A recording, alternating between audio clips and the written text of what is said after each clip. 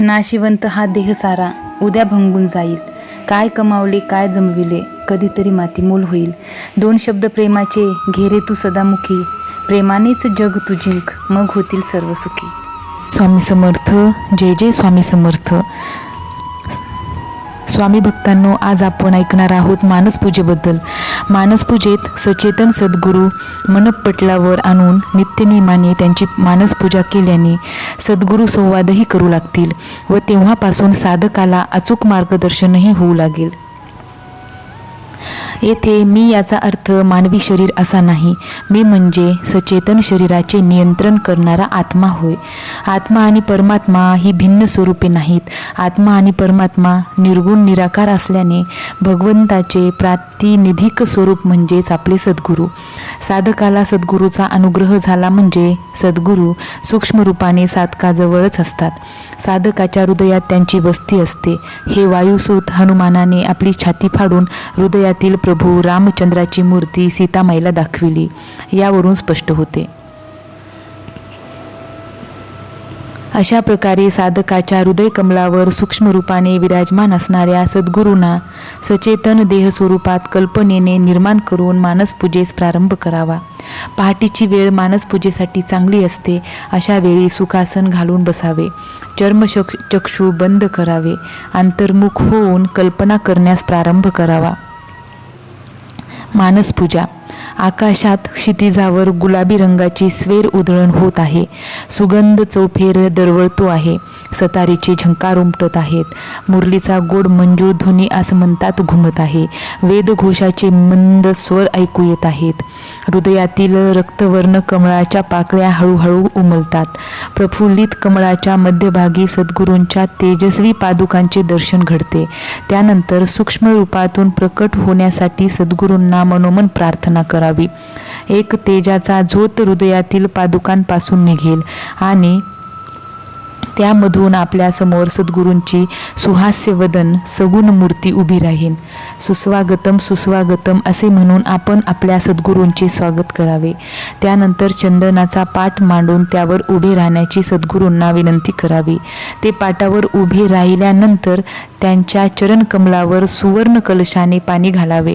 त्यानंतर चांदीच्या वाटीतील दूध घालून पुन्हा पाणी घालावे. अशा प्रकारे पादप्रक्षालन झाल्यावर एक शुभ्र वस्त्राने चरणकमल पुसून त्यावर हळदी कुंकू वाहावे. सद्गुरूंच्या भाळी कुंकुम तिलक लावून सुवर्ण तबकातील रुपेरी निरांजनांच्या ज्योतींनी पंचारती ओवाळावी. आपल्या घरातील मखमली मंचकावर विश्रांती घेण्यासाठी सद्गुरूंना प्रार्थना करावी. थोड्या विश्रांतीनंतर त्यांच्या अंगातील कफनी काढून ठेवावी. गळ्यातील तुळशीमाळा, कुबडी आणि स्मरणी बाजूस काढून ठेवावी. कोपिनधारी सद्गुरूंना स्नानगृहात घेऊन जावे. तेथे सुवर्णाच्या चौरंगावर बसवावे. चांदीच्या वाटीतील सुगंध तेल सद्गुरूंच्या सर्वांगास हळूहळू लावावे. रुप्याच्या घंगाळ्यातील गंगोदक सुवर्ण कलशात घेऊन सद्गुरूंना अभ्यंग स्नान घालावे. नंतर सर्वांगास उटणे लावून पुन्हा गंगोदक घालावे. स्नानानंतर स्वच्छ आणि शुभ्र वस्त्राने सद्गुरूंचे सर्वांग पुसून घ्यावे. नवी कौपीन बदलण्यास यावी. नंतर पुन्हा मखमली मंचकावर बसण्यास विनंती करावी. त्यांनी भरजरी कफनी घालावी. गळ्यात तुळशीमाला घालाव्या. हातात कुबडी स्मरणी द्यावी. त्यानंतर रत्नजडित सिंहासनावर सद्गुरूंना आणून बसवावे. चरणकमल ठेवण्यास सिंहासनापुढे शिसवीचा चौरंग ठेवावा. जैसा शोभे राजा रघुवीर असे भासले पाहिजे. त्यानंतर पाद्यपूजेची अनुज्ञा घेऊन पाद्यपूजेस प्रारंभ करावा. शिसवीच्या चौरंगावरील सद्गुरूंच्या गुलाबी चरणकमलावर सुवर्ण पात्राने शुद्धोदक घालून पादप्रक्षालन करावे. त्यानंतर पंचामृताने पादुकांना स्नान घालावे. पुन्हा एकदा शुद्धोदकाने स्नान घालावे. नंतर चरणकमलावर अत्तर लेपन करावे. शेवटी आणखी एकदा उष्णोदकाने पादुकांना स्नान घालून शुभ्र चरणकमल पुसून घ्यावेत. त्यानंतर स्वस्तिक चिन्हांकित चंदन गंधन लेप करावे. सद्गुरूंच्या भाळी उभे गंधलेपन करून मध्यभागी बुक्क्याचा टिळा लावावा. दोन्ही नेत्रांच्या बाजूस गंधाच्या मुद्रिका लावून घ्याव्या. सद्गुरूंच्या गळ्यामध्ये जाईजुईच्या शुभ्र फुलांचा सुंदर पुष्पहार अर्पण करावा. दोन्ही हातांच्या मनगटावर छोटे गजरे घालावेत. नंतर पादुकांवर विविध सुवर्णालंकार घालावेत. पादुका तुळशी हाराने सुशोभित करून शेवंती, चंपक, गुलाब पुष्पे अर्पण करावीत. शेवटी अष्टभाव प्रतीक अष्टदल कमळ वाहावे. अक्षता, हळद, कुंकू वाहून घ्यावे. अहंकार रूपी धूप लावावा. निराभिमानी बोधवृत्तीच्या तेजाची निरांजने लावून घ्यावी. सद्गुरूंना शिऱ्याचा नैवेद्य दाखवून रुपेरी पात्रांतून केशर, वेलदोडे मिश्रित दुग्ध प्राशन करण्यास द्यावे. शेवटी तेजाने तेजाची आरती करावी. पूजेने नटलेल्या शांत, सुंदर आणि तेजस्वी सद्गुरूंच्या मूर्तीचे अवलोकन करून साष्टांग दंडवत घालावे. सिंहासनारूढ सद्गुरूंसमोर हात जोडून उभे राहून शरणागतीकरिता आत्मकथन करावे. आत्मकथनात एका दिवसातील आपल्या जीवनातील घडलेल्या बऱ्या वाईट घटनांचे कथन करावे. चुकल्या मुकल्या गोष्टींबद्दल क्षमा याचना करावी. त्यानंतर सद्गुरूंना भोजनासाठी भोजनगृहात घेऊन जावे. भोजनगृहात पाट रांगोळ्या घातल्या आहेत. अगरबत्तीचा सुगंध दरवळत आहे. चंदनी पाटावर सद्गुरूंना विराजमान करावे. चांदीच्या ताटात सोन्याच्या वाट्यांतून सर्व भोज्य पदार्थ वाढले आहेत. सद्गुरूंना भोजनास प्रारंभ करण्याची विनंती करावी.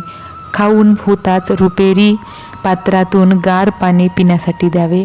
भोजनोत्तर तांबूल द्यावा. आता आपल्या सद्गुरूंना स्थूल रूपातून सूक्ष्म रूपात कमलनयन हृदय कमलावर विराजमान होण्यासाठी विनवणी करावी.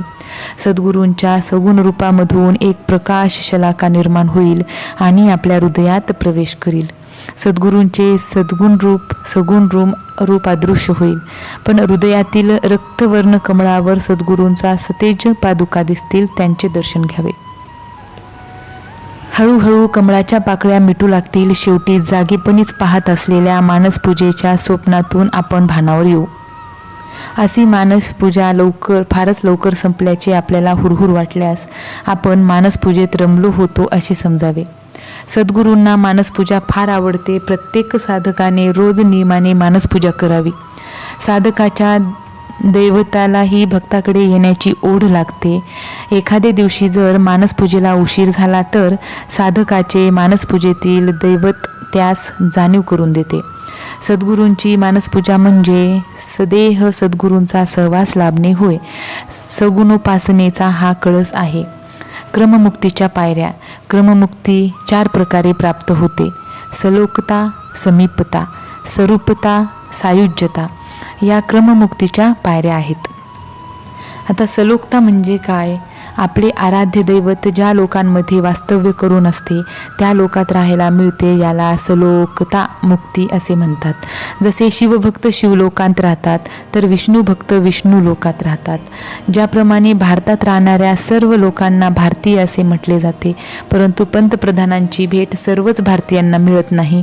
अशी 100 कोटी माणसे आहेत की ज्यांनी आपल्या देशाच्या पंतप्रधानांना पाहिलेही नाही. अगदी त्याचप्रमाणे विष्णुभक्त विष्णू लोकात राहतात, परंतु त्यांना भगवान विष्णूंचे दर्शन प्राप्त होत नाही. ते विष्णू लोकात राहून विष्णू भक्ती करत राहतात. हळूहळू त्यांची प्रगती होत राहते व त्यांना समीपता ही मुक्तीची दुसरी अवस्था प्राप्त होते. समीपता म्हणजे काय? तर समीपता मुक्ती प्राप्त झाल्यानंतर भक्ताला देवाच्या जवळ जाण्याचा अधिकार प्राप्त होतो. त्याच्याशी बोलण्याचे भाग्य त्याला प्राप्त होते. भक्ताने स्मरण करताच त्याची आराध्य देवता त्याच्यासमोर प्रकट होते व त्याला मार्गदर्शन करते. क्रममुक्तीचा दुसरा टप्पा येथे संपतो व स्वरूपता या तिसऱ्या अवस्थेकडे साधकाचा प्रवास सुरू होतो. स्वरूपता मुक्ती प्राप्त होण्यापूर्वी साधकाला उत्तम प्रतीचे ध्यान लागण्यास सुरुवात होते. साधक जर विष्णू भक्त असेल तर तो विष्णू रूपाने याचे ध्यान करतो. हळूहळू त्याला स्वतःच्या सूक्ष्मदेहामध्ये विष्णूचे रूप दिसू लागते. मीच विष्णू आहे असा भाव त्याच्यामध्ये प्रकट होऊ लागतो. हळूहळू त्याला पूर्णपणे विष्णूचे रूप प्राप्त होते. शने शने ही शक्ती वाढत जाते व साधक विष्णूच्या रूपात कोणालाही दर्शन देऊ शकतो. पृथ्वी तलावर असे असंख्य साधक आहेत की त्यांना त्यांच्या आराध्य देवताचे दर्शन झालेले आहे. या दर्शनामागील रहस्य हे आहे की स्वरूपता मुक्ती प्राप्त केलेले आत्मे अशा भक्तांसमोर त्यांच्या देवतेच्या रूपात प्रकट होतात व त्यांना आशीर्वाद देतात, वरदान देतात. परंतु या सर्व गोष्टींना एक विशिष्ट मर्यादा असते. स्वरूपता मुक्ती प्राप्त केलेल्या आत्म्यांना मूळ देवतेचे फक्त रूप प्राप्त होते, सामर्थ्य व अधिकार प्राप्त होत नाहीत.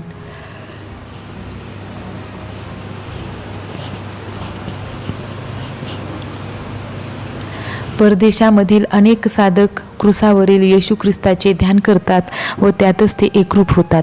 हळूहळू त्यांच्या देहाला जखमा होतात व त्यातून रक्त वाहू लागते. मी क्रूसावरील येशू ख्रिस्त आहे या भावसमाधीत ते राहतात. देहासहित प्राप्त केलेली ही स्वरूपता मुक्ती आहे असेच म्हणावे लागेल. आता त्यानंतर येते सायुज्यता.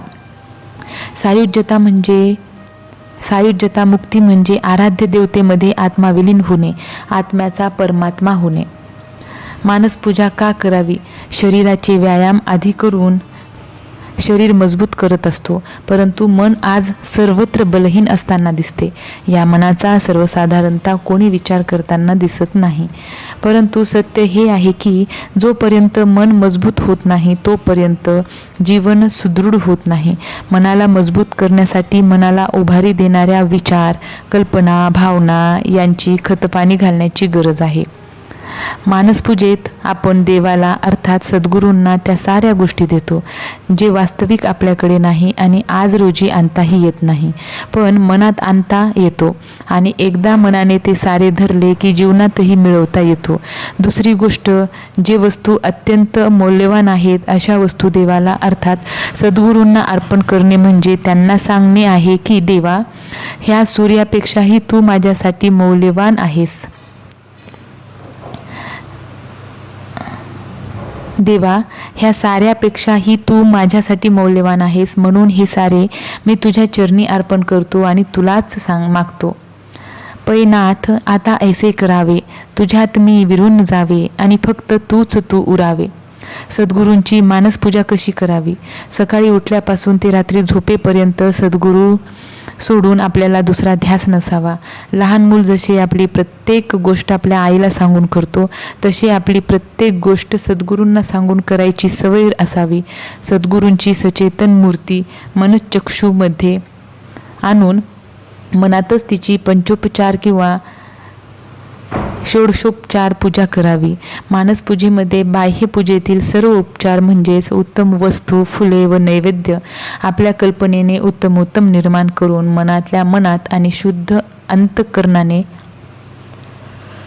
पवित्र भावनेने ते सद्गुरूंना अर्पण करावेत. पूजा आटोपल्यावर सद्गुरूंच्या सचेतन मूर्तीचे विसर्जन न करता तिला आपल्या हृदयात विश्रांती द्यावी. तुमच्याशिवाय मला दुसरे कोणी नाही अशा भावनेने अनन्य शरणागत होऊन मानसपूजा करावी. मानसपूजेच्या शेवटी आपल्या हृदयात सद्गुरूंची सचेतन मूर्ती स्थापन केल्यावर महाराज दिवसभर सतत आपल्या सानिध्यात आहेत, आपल्याशी बोलत आहेत, आपली प्रत्येक कृती ते पाहत आहेत, आपल्याला मार्गदर्शन करत आहेत. आपली कृती बरोबर असली तर ते अनुमोदन देत आहेत आणि आपली कृती चुकीची असेल तर ते सांगत आहेत. असा पक्का भाव म्हणजे मानसपूजा. ही भावना दिवसभर मनात धरून दिवसाचे सर्व व्यवहार सद्गुरूंना सांगून करावयाची अशी सवय लावून घेणे आवश्यक आहे. दिवसभरात काही मनाविरुद्ध झालं तरी यात माझं काहीतरी कल्याणच सद्गुरू करीत आहेत असं वाटून घ्यावे. त्याने आपल्यातील दोषदर्शन होतं, मीपणा जातो आणि आपल्या देहाला काही त्रास होत असला तरी रामनाम घेणं चालू असावं. त्याने दुखण्याकडे लक्ष राहत नाही. हे रामनाम सद्गुरूंच्या कृपेने आपल्या तोंडी येतं. किंबहुना रामच त्यांचं नाम घेतो. हे सद्गुरूंचं सांगणं संपूर्ण खरं आहे हे आपण अनुभवतो. मानसपूजेच्या शेवटी सद्गुरूंना आपण आपल्या हृदयात विश्रांती ग्रहण करण्यास आपण सांगतो. इतर पूजेसारखे मानसपूजेच्या शेवटी विसर्जन नाही, तर विश्रांती आहे. म्हणजेच आपल्या इष्टदेवतेला आपण हृदयात स्थान ग्रहण करावे अशी विनंती करतो. यातच मानसपूजेची खरी मेख आहे. ज्या सद्गुरूला आपण हृदयात विश्रांती घेण्यास सांगतो त्यांना राहण्यास आपले हृदय पात्र आहे का याचा विचार आपण सर्वांनी केला पाहिजे व तसेच वर्तन ठेवले पाहिजे. कारण आपल्या हृदयात प्रत्यक्ष आपले सद्गुरू विश्रांती घेत आहेत म्हणजे त्यांना विश्रांतीतून जागे करेल किंवा त्यांना त्रास होईल असे वाईट विचार व आणि असे गैरवर्तन दिवसभर आपल्या हातून होता कामा नये, नाही का? थोडक्यात आपल्या हातून सद्गुरूंना वाईट वाटेल असे काही घडता कामा नये अशी एक वेगळीच जागरूकता आपल्या अंगी आली पाहिजे. आपल्या हातून तरी जर काही चुकीचं घडलं आणि ते लक्षात आलं तर त्यांची क्षमा मागून पुन्हा असं न घडण्याचा प्रयत्न केला पाहिजे. मात्र तुमची सत्ता कायम माझ्यावर असू देत असा भाव असला पाहिजे. मी तुम्हाला शरण आहे, जे तुम्ही कराल ते मान्य आहे. जितके हृदय पवित्र, शांत आणि नामाने भरलेले तितके सद्गुरूंना तेथे राहण्यास आवडेल. ते आपल्या हृदयात विश्रांती घेत राहण्यास आवडेल. विश्रांती घेत असताना आपण जर चुकीचे वागलो, दुसऱ्यांचे अंतःकरण दुखावणारे बोललो, नीती सोडून आचरण केले, परनिंदा केली, थोडक्यात षडरिपूच्या स्वाधीन झालो तर त्यांच्या विश्रांतीला निश्चित धक्का लागेल. त्याचे भान सतत असणे याचे खरे नाव मानसपूजा आहे. हे भान जर सतत ठेवले तर आपला देहच मंदिर बनेल आणि असे वागू लागलो की आपला मीपणा आपोआप कमी होऊन सद्गुरूंविषयीचे प्रेम वाढीस लागेल. अशी मानसपूजा ही दिवसाचे 24ही तास चालली पाहिजे. त्यामुळे दिवसभरातून आपल्या हातून कोणतेही वाईट कृत्य होणार नाही व हळूहळू आपल्या वागणुकीत सुधारणा होईल. मानसपूजा श्री स्वामी समर्थांची. मानसपूजा करण्यासाठी नाही तर अनुभवण्यासाठी आहे. मानसपूजा म्हणजे काय तर बाह्य कर्मकांडाचे उपचार न करता मनानेच सर्व समर्पणयुक्त केलेली देवतेची पूजा. आपल्याला शिवमानस पूजा किंवा देवी मानसपूजा परिचित असेलच. अशीच मानसपूजा सद्गुरूंचीही करावी. गुरु गोविंद दोऊ खडे काके लागू पाय, बलिहारी गुरु आपने गोविंद दियो बताय. गुरु गोविंद दोऊ खडे काके लागो पाय, बलिहारी गुरु आपने गोविंद दियो बताय. कबीरा गोविंद दियो बताय. सद्गुरू आणि देव दोन्ही समोर असता प्रथम सद्गुरूंच्या पाया पडावे. कारण देवाची भेट घडवून आणण्याचे काम सद्गुरू करतात. त्यात सद्गुरू जर परब्रह्म नित्य चिदानंद योगीराज श्री स्वामी समर्थ महाराज असतील तर गोष्टच वेगळी. स्वामी म्हणजे चालता बोलता देव. आपण रोज घरी देवपूजा करतो, खरं तर उरकून टाकतो, पण त्यात आपले मन क्वचितच रमते. नैमित्तिक कामाचा भाग म्हणून ती खरं तर एक औपचारिकता झालेली असते. आपली स्वतःची भावना मात्र त्यात क्वचितच असते. आणि मी पूजा केली तेव्हा आता देवाचे प्रसन्न व्हायलाच हवे आणि माझ्या इच्छा पूर्ण व्हायलाच हव्यात हा व्यर्थ भावच त्यामध्ये अधिक असतो. पूजेच्या नावाखाली मूर्तीवर किंवा तसबिरीवर केलेले ते कोरडे उपचार असतात. जिथे पूजेची ही अवस्था तेथे जप, नाम, अनुसंधान, ध्यान ह्या तर फारच दूरच्या गोष्टी. वेळेअभावी किंवा इतर काही कारणाने जेथे बाह्य कर्म पूजा पण जमत नाही तेथे चित्ताची बैठक कशी होणार. सगुणाचे नी आधारे निर्गुण पाविजे निर्धार असे जगद्गुरू तुकाराम महाराजही म्हणतात. पण सगुण आराधना करत करत निर्गुण अवस्थेपर्यंत पोहोचण्या इतपत सातत्य आणि निष्ठा अभावानेच आढळते. अशा वेळी या दोघांमधील सुवर्ण मध्य साधणारी साधना म्हणजे मानसपूजा. जेथे तुम्हाला बाह्यपूजा उपचार केल्याचे मानसिक समाधानही मिळते आणि मनाची सात्विक बैठक सिद्ध होऊन भगवंताशी अनुसंधान साधण्यात राखण्यास मदतही होते. सगुण आराधनेने समाधान आणि त्याच वेळी निर्गुणाकडे होणारी वाटचाल याचा एकत्रित आनंद देणारी उपासना म्हणजे मानसपूजा. परमेश्वराप्रती संपूर्ण समर्पण भाव ठेवून केलेली ही मानसपूजाच परमेश्वराला अपेक्षित असते. बाह्यकर्म पूजा करताना आपल्यासमोर देवाची मूर्ती असते, परंतु मानसपूजेत भगवंताचे अधिष्ठान स्वतःच्या हृदयात करायचे असते. म्हणूनच पूजेची सुरुवात ही देवतेच्या ध्यानाने करावी. प्रथम ध्यान श्लोकाने महाराजांचे स्वरूप मनात स्थिर करावे. ध्यान श्लोक.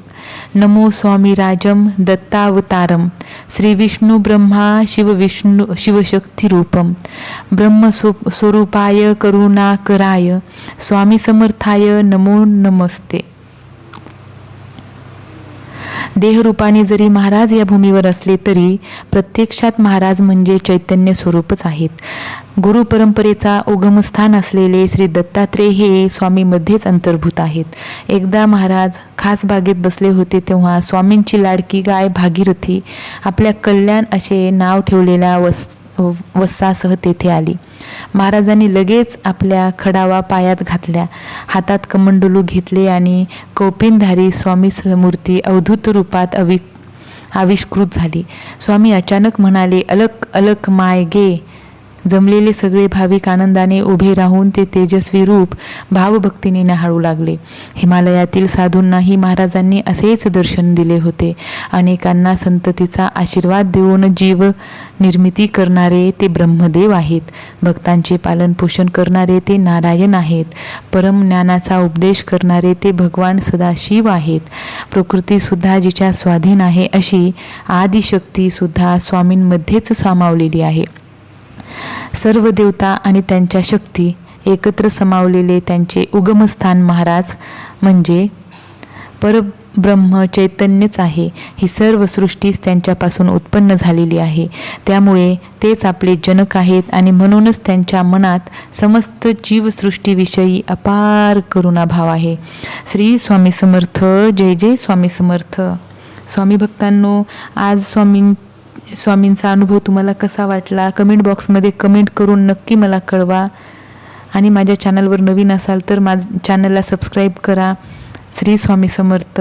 पुन्हा भेटूया नवीन कथेमध्ये. तोपर्यंत काळजी घ्या, चांगले राहा.